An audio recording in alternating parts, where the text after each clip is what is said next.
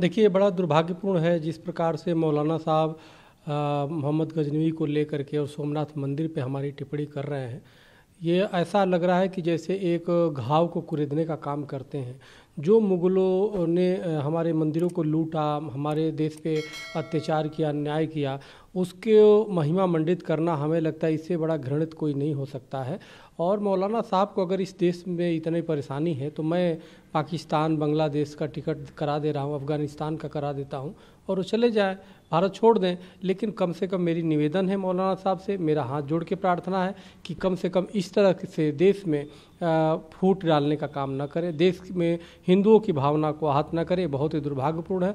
और निश्चित रूप से अगर जो आज गजनवी होता, आज अगर औरंगजेब होता, ये जो लुटेरे थे, निश्चित रूप से सरकार उनको इनकाउंटर करती, क्योंकि सब लुटेरे थे। सोना लूटते थे, चांदी लूटते थे, हीरे जवाहरात लूट लिया, मंदिर को लूट दिया, मंदिर तोड़ दिया, तो इन सबकी इनकाउंटर आज होता।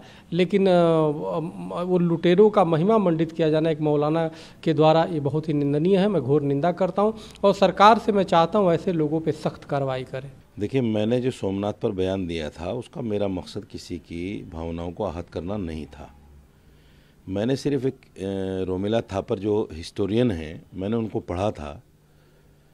उनका कहना यह है कि इस हमले को किसी धर्म से न जोड़ा जाए, क्योंकि उस वक्त में जो भी हमले इस तरह के हुआ करते थे वो अपनी सल्तनत, अपनी बादशाहत को बढ़ाने के लिए हुआ करते थे।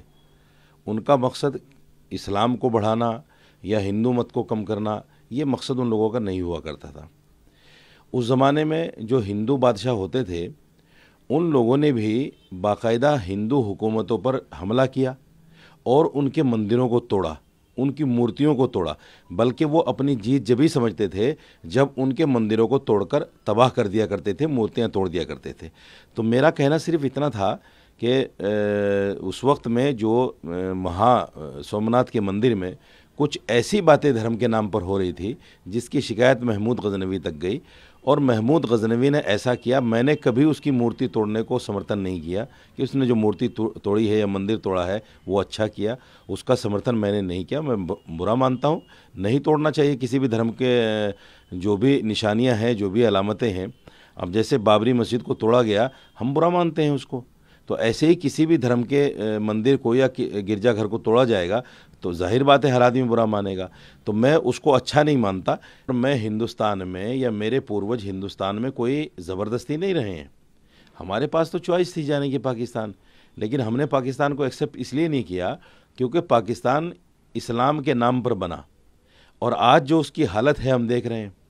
जैसे नेपाल हिंदू के नाम पर बना था, श्रीलंका हिंदू के नाम पर बना था, लेकिन आज क्या हालत है, आज वहाँ की अर्थव्यवस्था क्या है, वहाँ की पोजीशन क्या है। तो ये सारी चीज़ें देखते हुए हमारे पूर्वजों ने जो हिंदुस्तान में रहने का फ़ैसला किया तो ये बाय चॉइस था, ज़बरदस्ती नहीं था। हम हिंदुस्तान को दिल से मानते हैं, दिल से तस्लीम करते हैं और हिंदुस्तान में रहेंगे। ऐसा नहीं है कि चक्रपाणी महाराज के कहने से हम छोड़कर पाकिस्तान चले जाएं या सऊदी चले जाएं, दुबई चले जाएं। हमने कुछ ऐसा काम न तो राष्ट्र के ख़िलाफ़ किया है, न देश के हिंदुओं के ख़िलाफ़ किया है।